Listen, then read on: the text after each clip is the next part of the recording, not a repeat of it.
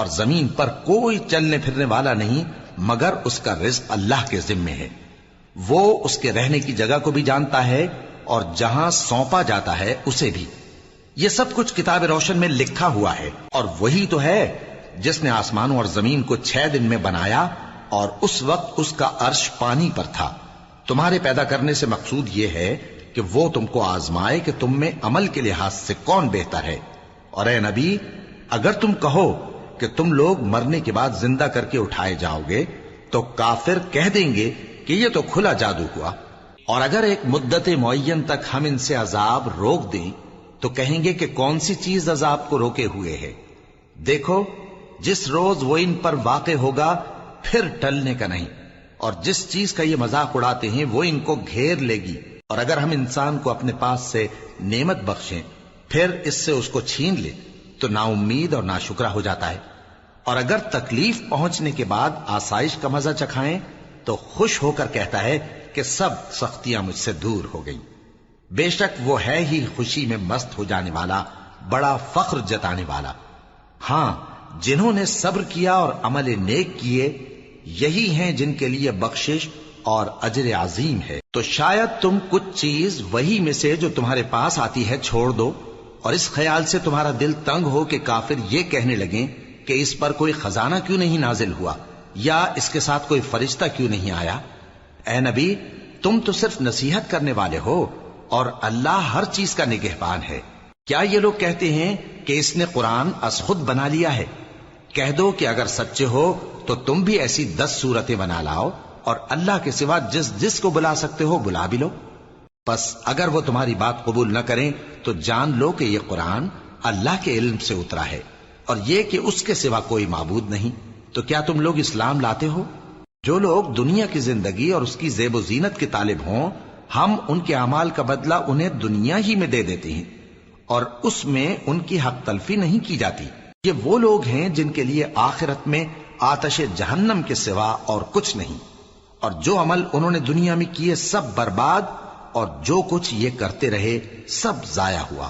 بھلا جو لوگ اپنے پروردگار کی طرف سے دلیل روشن رکھتے ہوں اور ان کے ساتھ ایک آسمانی گواہ بھی اس کی جانب سے ہو، اور اس سے پہلے موسیٰ کی کتاب ہو جو پیشوا اور رحمت ہے، تو کیا وہ قرآن پر ایمان نہیں لائیں گے؟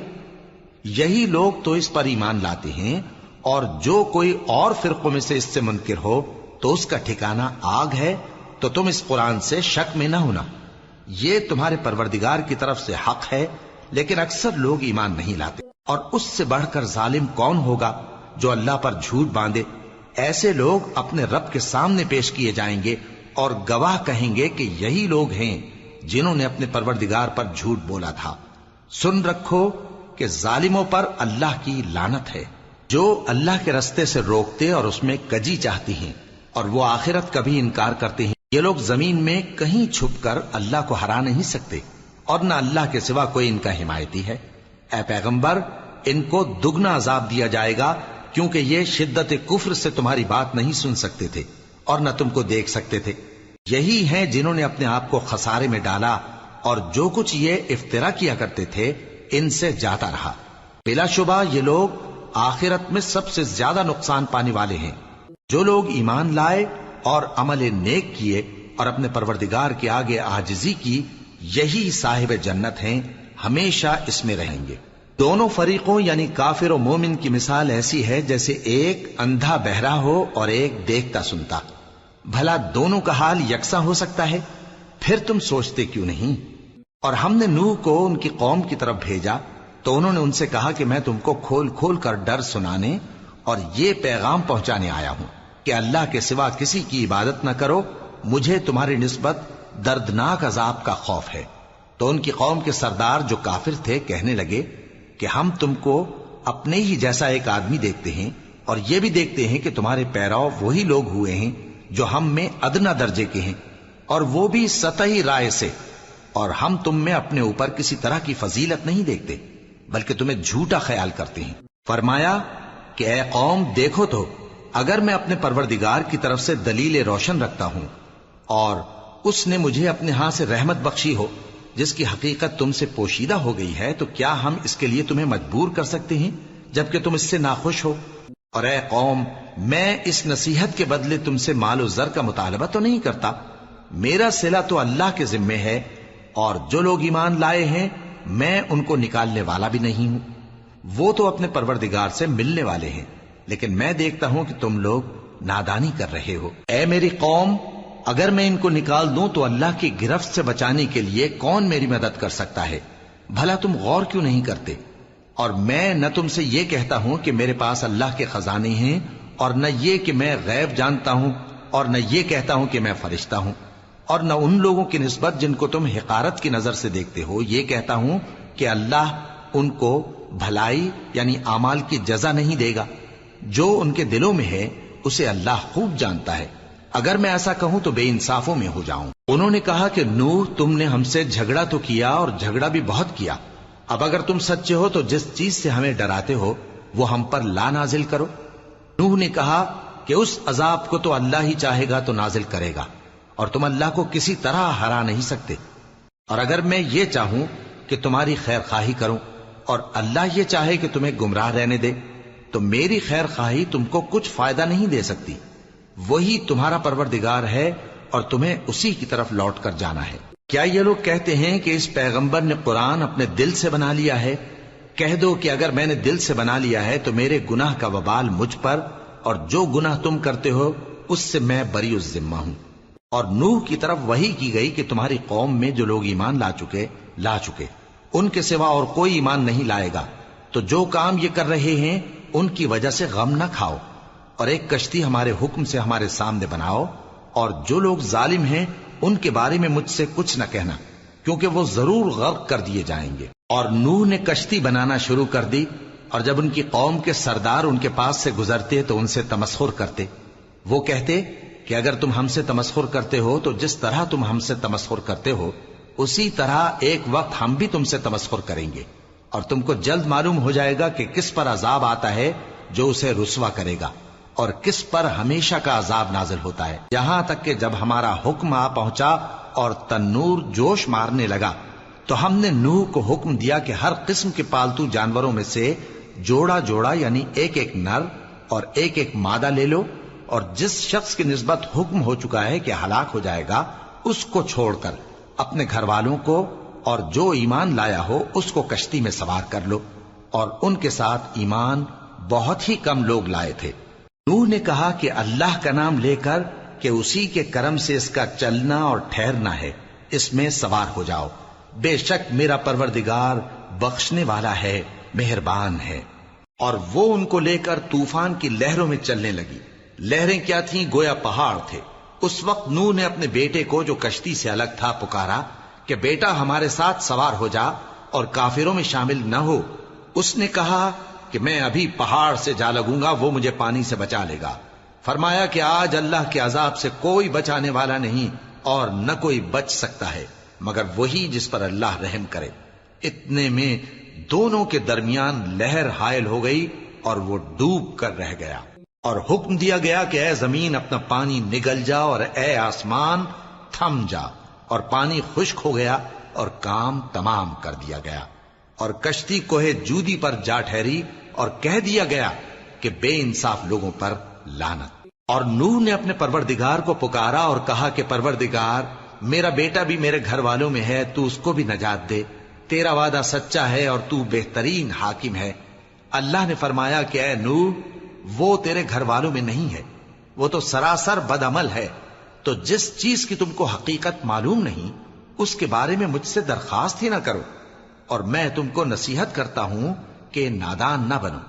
نوح نے کہا پروردگار، میں تجھ سے پناہ مانگتا ہوں کہ ایسی چیز کی تجھ سے درخواست کروں جس کی حقیقت مجھے معلوم نہیں، اور اگر تو مجھے نہیں بخشے گا اور مجھ پر رحم نہیں فرمائے گا تو میں تباہ ہو جاؤں گا۔ حکم ہوا کہ نوح ہماری طرف سے سلامتی اور برکتوں کے ساتھ جو تم پر اور تمہارے ساتھ کی جماعتوں پر نازل کی گئی ہیں اتر آؤ، اور کچھ اور جماعتیں ہوں گی جن کو ہم دنیا کے فوائد سے بہرہ مند کریں گے، پھر ان کو ہماری طرف سے عذاب علیم پہنچے گا۔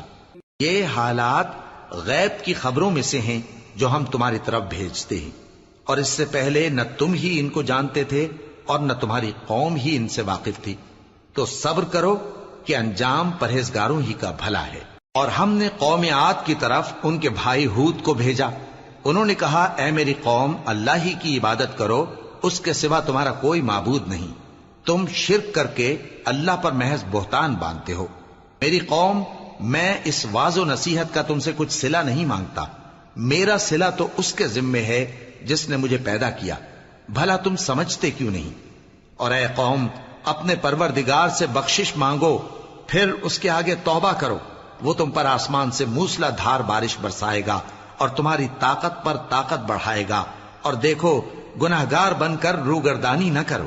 وہ بولے ہود تم ہمارے پاس کوئی دلیل ظاہر نہیں لائے، اور ہم صرف تمہارے کہنے سے نہ اپنے معبودوں کو چھوڑنے والے ہیں اور نہ تم پر ایمان لانے والے ہیں. ہم تو یہ سمجھتے ہیں کہ ہمارے کسی معبود نے تمہیں تکلیف پہنچا کر دیوانہ کر دیا ہے. انہوں نے کہا کہ میں اللہ کو گواہ کرتا ہوں اور تم بھی گواہ رہو کہ جن کو تم اللہ کا شریک بناتے ہو میں ان سے بیزار ہوں.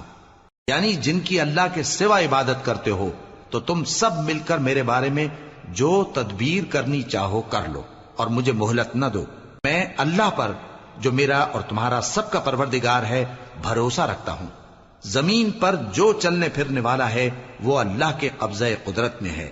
بے شک میرا پروردگار سیدھے رستے پر ہے. اب اگر تم روگردانی کرو گے تو جو پیغام میرے ذریعے تمہاری طرف بھیجا گیا ہے وہ میں نے تمہیں پہنچا دیا ہے، اور میرا پروردگار تمہاری جگہ اور لوگوں کو لا بسائے گا، اور تم اللہ کا کچھ بھی نہیں بگاڑ سکو گے.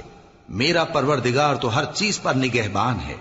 اور جب ہمارا حکم عذاب آ پہنچا تو ہم نے ہود کو اور جو لوگ ان کے ساتھ ایمان لائے تھے ان کو اپنی مہربانی سے بچا لیا اور انہیں عذاب شدید سے نجات دی. یہ وہی قوم عاد ہے جس نے اللہ کی نشانیوں سے انکار کیا اور اس کے پیغمبروں کی نافرمانی کی اور ہر سرکش و متکبر کا کہا مانا.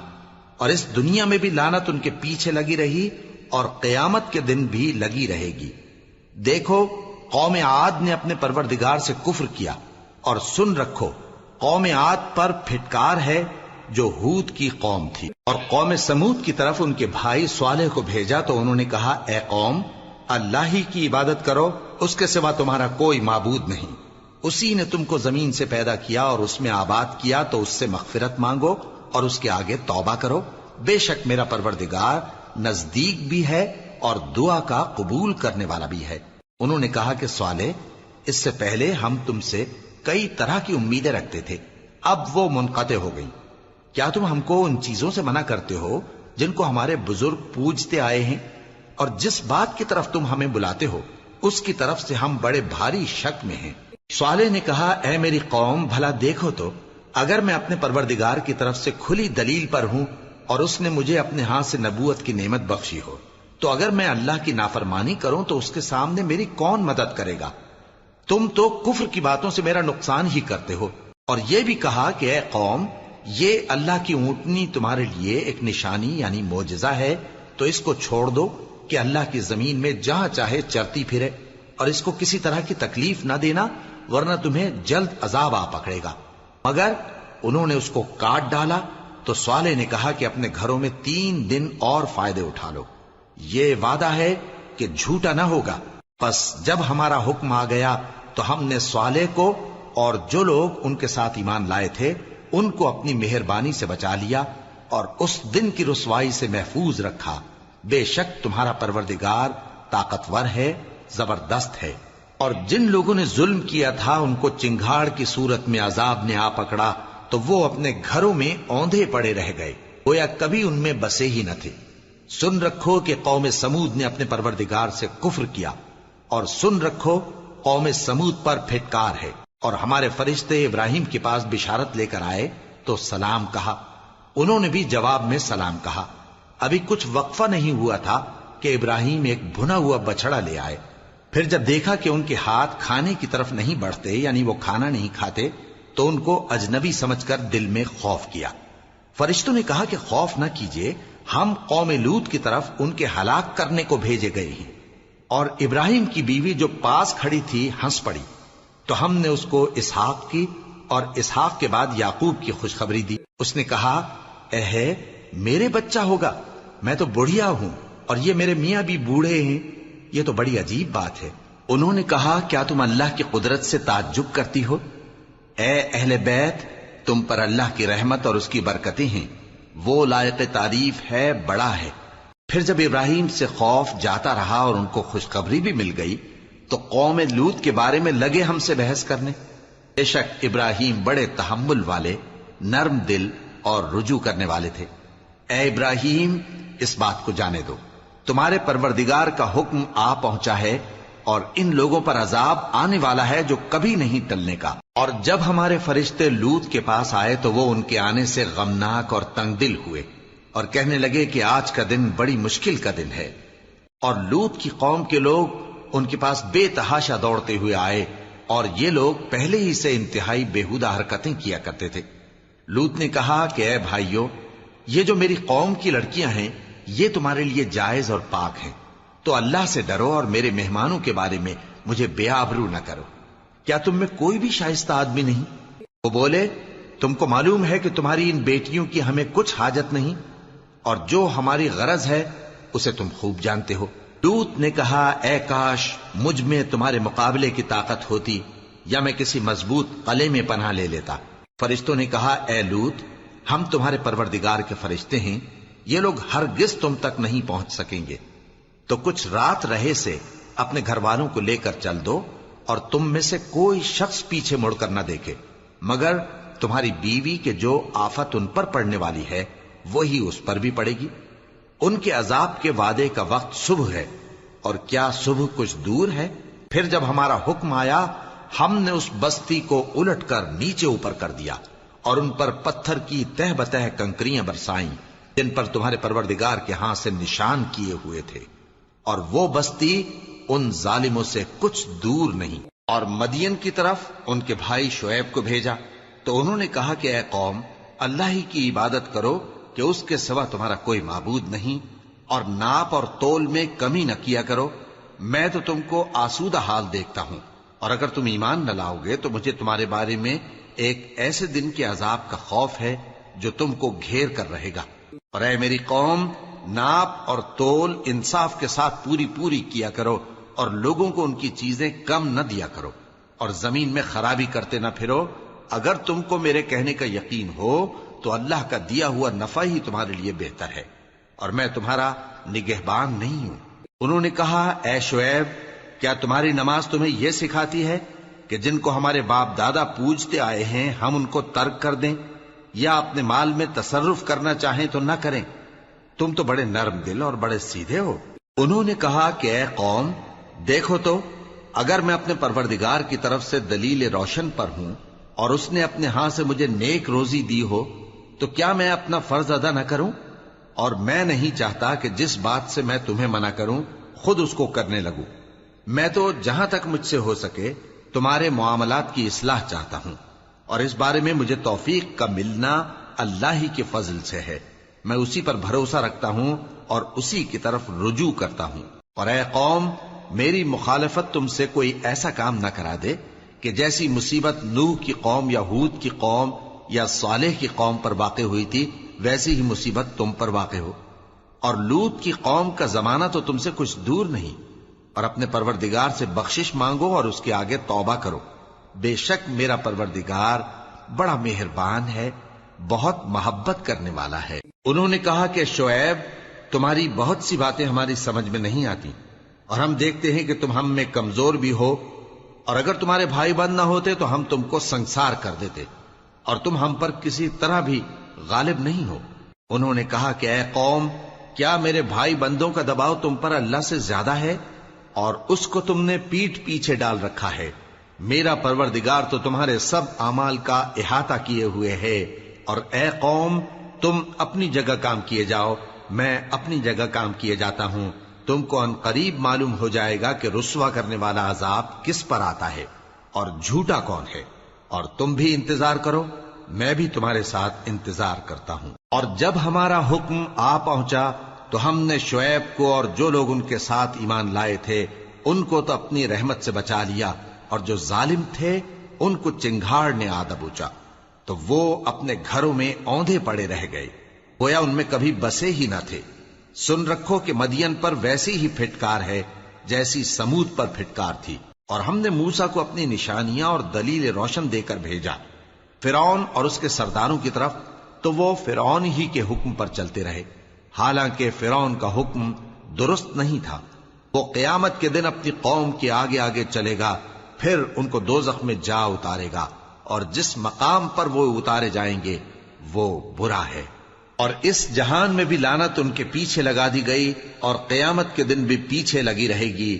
جو انعام ان کو ملا ہے برا ہے۔ یہ پرانی بستیوں کے تھوڑے سے حالات ہیں جو ہم تم سے بیان کرتے ہیں، ان میں سے بعض تو باقی ہیں اور بعض تہس نہس ہو گئیں۔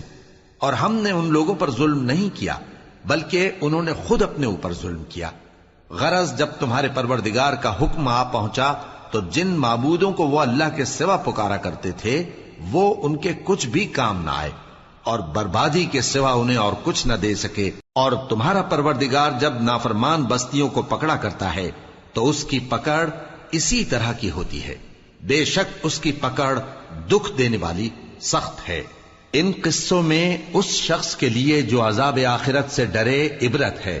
یہ وہ دن ہوگا جس میں سب اکٹھے کیے جائیں گے، اور یہی وہ دن ہوگا جس میں سب اللہ کے روبرو حاضر کیے جائیں گے، اور ہم اس کے لانے میں ایک وقت معین تک تاخیر کر رہے ہیں۔ جس روز وہ آ جائے گا تو کوئی شخص اللہ کے حکم کے بغیر بول بھی نہیں سکے گا۔ پھر ان میں سے کچھ بدبخت ہوں گے اور کچھ نیک بخت۔ تو جو بدبخت ہوں گے وہ دوزخ میں ڈال دیے جائیں گے، اس میں ان کو چلانا اور دھاڑنا ہوگا۔ جب تک آسمان و زمین ہیں وہ اسی میں رہیں گے مگر جتنا تمہارا پروردگار چاہے، بے شک تمہارا پروردگار جو چاہتا ہے کر دیتا ہے۔ اور جو نیک بخت ہوں گے وہ بہشت میں داخل کیے جائیں گے، اور جب تک آسمان اور زمین ہیں ہمیشہ اسی میں رہیں گے مگر جتنا تمہارا پروردگار چاہے۔ یہ اللہ کی بخشش ہے جو کبھی منقطع نہیں ہوگی۔ تو یہ لوگ جو غیر اللہ کی پرستش کرتے ہیں اس سے تم شک میں نہ پڑنا، یہ اسی طرح پرستش کرتے ہیں جس طرح پہلے سے ان کے باپ دادا پرستش کرتے آئے ہیں، اور ہم ان کو ان کا حصہ پورا پورا بغیر کچھ کم کیے دینے والے ہیں۔ اور ہم نے موسیٰ کو کتاب دی تو اس میں اختلاف کیا گیا، اور اگر تمہارے پروردگار کی طرف سے ایک بات پہلے نہ ہو چکی ہوتی تو ان میں فیصلہ کر دیا جاتا، اور وہ تو اس کی طرف سے بڑے بھاری شک میں پڑے ہوئے ہیں۔ اور تمہارا پروردگار ان سب کو قیامت کے دن ان کے اعمال کا پورا پورا بدلہ دے گا، بے شک جو عمل یہ کرتے ہیں وہ اس سے واقف ہے۔ سو اے پیغمبر، جیسا تم کو حکم ہوتا ہے اس پر تم اور جو لوگ تمہارے ساتھ تائب ہوئے ہیں قائم رہو، اور حد سے تجاوز نہ کرنا، وہ تمہارے سب اعمال کو دیکھ رہا ہے۔ اور مسلمانوں، جو لوگ ظالم ہیں ان کی طرف مائل نہ ہونا، نہیں تو تمہیں بھی دوزخ کی آگ آ لپٹے گی، اور اللہ کے سوا تمہارے کوئی دوست نہیں ہوں گے، پھر تمہیں کوئی مدد بھی نہ ملے گی۔ اور دن کے دونوں سروں یعنی صبح اور شام کے اوقات میں اور رات کی چند ساعتوں میں نماز پڑھا کرو، کچھ شک نہیں کہ نیکیاں گناہوں کو دور کر دیتی ہیں۔ یہ ان کے لیے نصیحت ہے جو نصیحت قبول کرنے والے ہیں۔ اور صبر کیے رہو کہ اللہ نیکوکاروں کا اجر ضائع نہیں کرتا۔ تو جو امتیں تم سے پہلے گزر چکی ہیں ان میں ایسے ہوش مند کیوں نہ ہوئے جو ملک میں خرابی کرنے سے روکتے؟ ہاں، ایسے تھوڑے سے تھے جن کو ہم نے ان میں سے نجات بخشی، اور جو ظالم تھے وہ انہی باتوں کے پیچھے لگے رہے جن میں عیش و آرام تھا، اور وہ گناہوں میں ڈوبے ہوئے تھے۔ اور تمہارا پروردگار ایسا نہیں ہے کہ بستیوں کو جبکہ وہاں کے باشندے نیکوکار ہوں از راہ ظلم تباہ کر دے۔ اور اگر تمہارا پروردگار چاہتا تو تمام لوگوں کو ایک ہی جماعت کر دیتا، اور وہ برابر اختلاف کرتے رہیں گے، مگر جن پر تمہارا پروردگار رحم فرمائے، اور اسی لیے اس نے ان کو پیدا کیا ہے۔ اور تمہارے پروردگار کا قول پورا ہو گیا کہ میں دوزخ کو جنوں اور انسانوں سب سے بھر دوں گا۔ اور اے نبی اور پیغمبروں کے وہ سب حالات جو ہم تم سے بیان کرتے ہیں ان سے ہم تمہارے دل کو جمائے رکھتے ہیں، اور ان حالات میں تمہارے پاس حق پہنچ گیا، اور یہ مومنوں کے لیے نصیحت اور عبرت ہے۔ اور جو لوگ ایمان نہیں لائے ان سے کہہ دو کہ تم اپنی جگہ عمل کیے جاؤ، ہم اپنی جگہ عمل کیے جاتے ہیں، اور نتیجہ اعمال کا تم بھی انتظار کرو، ہم بھی انتظار کرتے ہیں۔ اور آسمانوں اور زمین کی چھپی چیزوں کا علم اللہ ہی کو ہے، اور تمام معاملات اسی کی طرف رجوع کیے جائیں گے۔ تو اسی کی عبادت کرو اور اسی پر بھروسہ رکھو، اور جو کچھ تم لوگ کر رہے ہو تمہارا پروردگار اس سے بے خبر نہیں۔ شروع اللہ کا نام لے کر جو بڑا مہربان نہایت رحم والا ہے۔ الف لام را، یہ کتاب روشن کی آیتیں ہیں۔ ہم نے اس قرآن کو عربی میں نازل کیا ہے تاکہ تم لوگ سمجھ سکو۔ اے پیغمبر، ہم اس قرآن کے ذریعے سے جو ہم نے تمہاری طرف بھیجا ہے تمہیں ایک نہایت اچھا قصہ سناتے ہیں، اور تم اس سے پہلے بے خبر تھے۔ جب یوسف نے اپنے والد سے کہا کہ ابا، میں نے خواب میں 11 ستاروں اور سورج اور چاند کو دیکھا ہے، دیکھتا کیا ہوں کہ وہ مجھے سجدہ کر رہی ہیں۔ انہوں نے کہا کہ بیٹا، اپنے خواب کا ذکر اپنے بھائیوں سے نہ کرنا، نہیں تو وہ تمہارے حق میں کوئی چال چلیں گے۔ کچھ شک نہیں کہ شیطان انسان کا کھلا دشمن ہے، اور اسی طرح اللہ تمہیں برگزیدہ و ممتاز کرے گا اور خواب کی باتوں کی تعبیر کا علم سکھائے گا، اور جس طرح اس نے اپنی نعمت پہلے تمہارے دادا پر دادا ابراہیم اور اسحاق پر پوری کی تھی، اسی طرح تم پر اور اولاد یعقوب پر پوری کرے گا۔ بے شک تمہارا پروردگار سب کچھ جاننے والا ہے، حکمت والا ہے۔ ہاں، یوسف اور ان کے بھائیوں کے قصے میں پوچھنے والوں کے لیے بہت سی نشانیاں ہیں۔ جب انہوں نے آپس میں تذکرہ کیا کہ یوسف اور اس کا بھائی ابا کو ہم سے زیادہ پیارے ہیں، حالانکہ ہم جماعت کی جماعت ہیں، کچھ شک نہیں کہ ابا کھلی غلطی پر ہیں، یوسف کو یا تو جان سے مار ڈالو یا کسی ملک میں پھینک آؤ، پھر ابا کی توجہ صرف تمہاری طرف ہو جائے گی، اور اس کے بعد تم نیک لوگوں میں ہو جاؤ گے۔ ان میں سے ایک کہنے والے نے کہا کہ یوسف کو جان سے نہ مارو، کسی اندھے کنویں میں ڈال دو کہ کوئی راہگیر اسے نکال کر کسی دوسرے ملک میں لے جائے گا۔ اگر تم کو کرنا ہی ہے تو یوں کرو۔ یہ مشورہ کر کے وہ اپنے والد سے کہنے لگے کہ ابا جان، کیا سبب ہے کہ آپ یوسف کے بارے میں ہمارا اعتبار نہیں کرتے، حالانکہ ہم اس کے خیر خواہ ہیں؟ کل اسے ہمارے ساتھ بھیج دیجئے کہ خوب میوے کھائے اور کھیلے کودے، ہم اس کے نگہبان ہیں۔ انہوں نے کہا کہ یہ امر مجھے غمناک کیے دیتا ہے کہ تم اسے لے جاؤ، یعنی وہ مجھ سے جدا ہو جائے، اور مجھے یہ بھی خوف ہے کہ تم کھیل میں اس سے غافل ہو جاؤ اور اسے بھیڑیا کھا جائے۔ وہ کہنے لگے کہ اگر ہماری موجودگی میں کہ ہم ایک طاقتور جماعت ہیں اسے بھیڑیا کھا گیا تو ہم بڑے نقصان میں پڑ گئے۔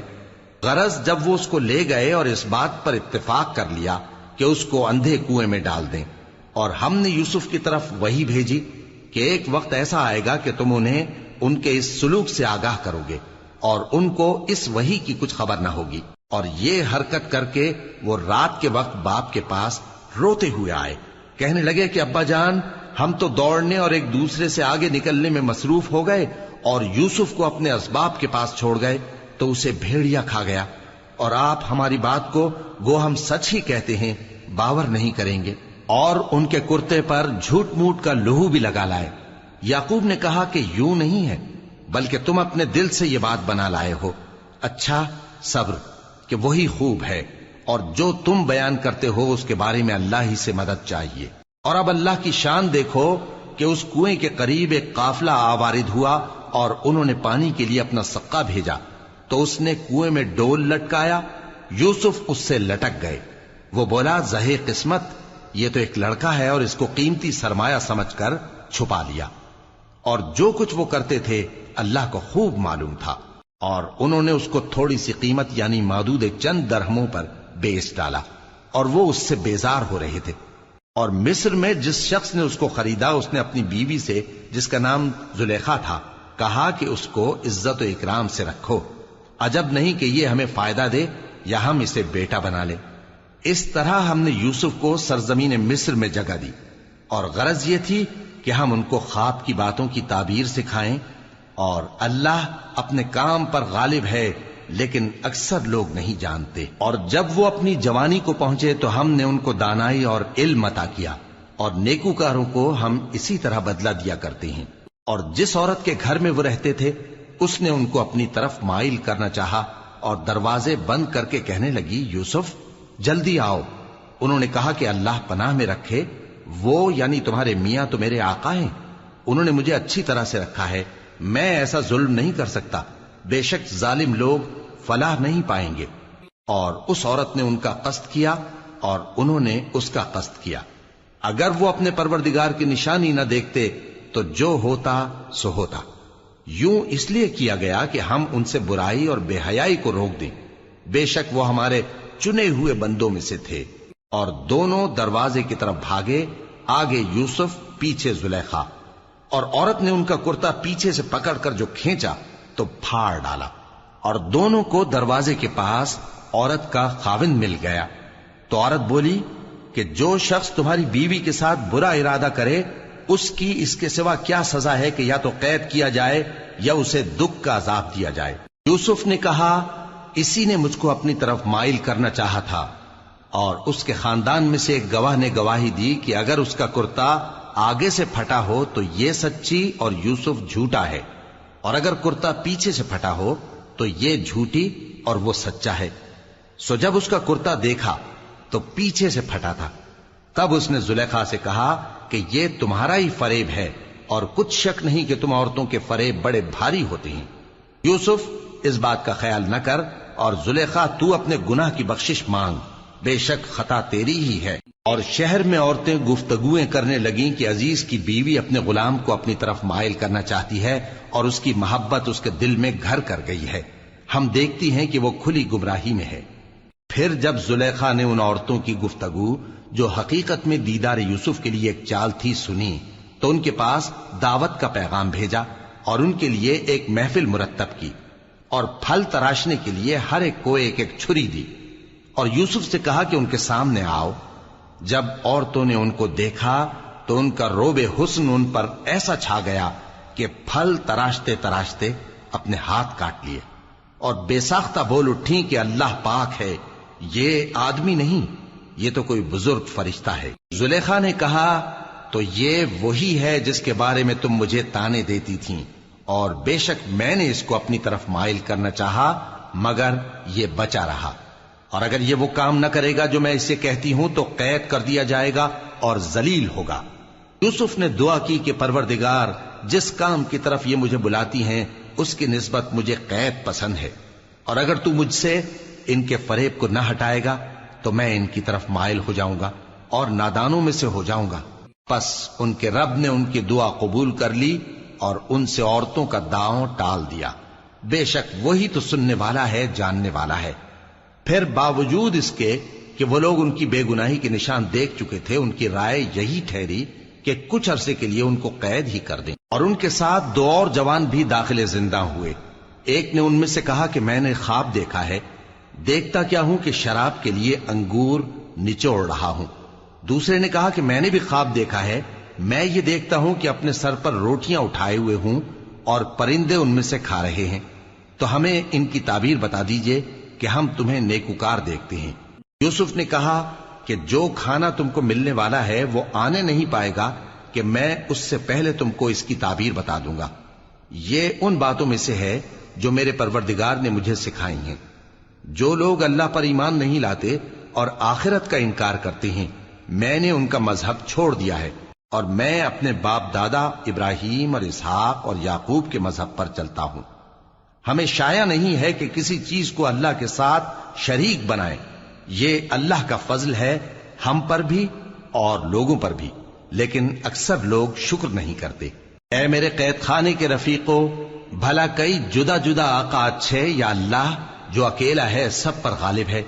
جن چیزوں کی تم اللہ کے سوا پرستش کرتے ہو وہ صرف نام ہی نام ہیں جو تم نے اور تمہارے باپ دادا نے رکھ لیے ہیں، اللہ نے ان کی کوئی سند نازل نہیں کی۔ سن رکھو کہ اللہ کے سوا کسی کی حکومت نہیں ہے، اس نے ارشاد فرمایا ہے کہ اس کے سوا کسی کی عبادت نہ کرو، یہی سیدھا دین ہے، لیکن اکثر لوگ نہیں جانتے۔ اے میرے قید خانے کے رفیقو، تم میں سے ایک جو پہلا خواب بیان کرنے والا ہے وہ تو اپنے آقا کو شراب پلایا کرے گا، اور جو دوسرا ہے وہ سولی دیا جائے گا، اور پرندے اس کا سر نوچ کھائیں گے۔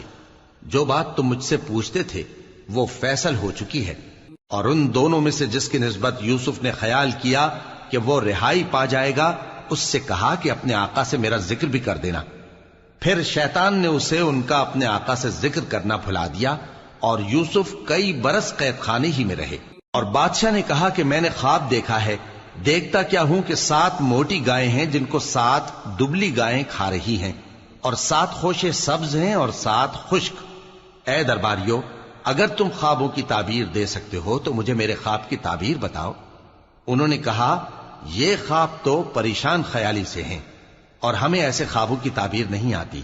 اور وہ شخص جو دونوں قیدیوں میں سے رہائی پا گیا تھا اور جسے مدت کے بعد وہ بات یاد آ گئی، بول اٹھا کہ میں آپ کو اس کی تعبیر لا بتاتا ہوں، مجھے قید خانے جانے کی اجازت دیجیے۔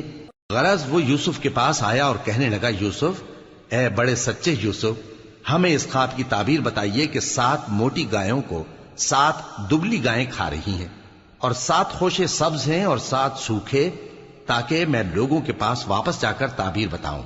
عجب نہیں کہ وہ تمہاری قدر جانے۔ انہوں نے کہا کہ تم لوگ 7 سال متواتر کھیتی کرتے رہو گے، تو جو غلہ کاٹو تو تھوڑے سے غلے کے سوا جو کھانے میں آئے باقی کو خوشوں میں ہی رہنے دینا۔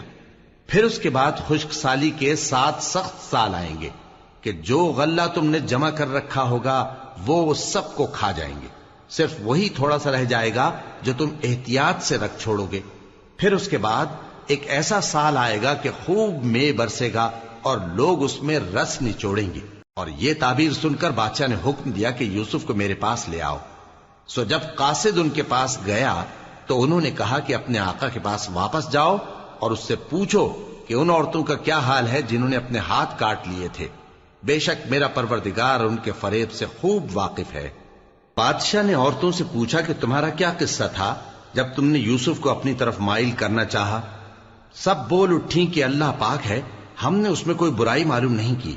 عزیز کی بیوی نے کہا، اب سچی بات تو ظاہر ہو ہی گئی ہے، اصل یہ ہے کہ میں نے اس کو اپنی طرف مائل کرنا چاہا تھا اور وہ بے شک سچا ہے۔ یوسف نے کہا کہ میں نے یہ بات اس لیے پوچھی ہے کہ عزیز کو یقین ہو جائے کہ میں نے اس کی پیٹھ پیچھے اس کی امانت میں خیانت نہیں کی، اور اللہ خیانت کرنے والوں کی چال کو چلنے نہیں دے۔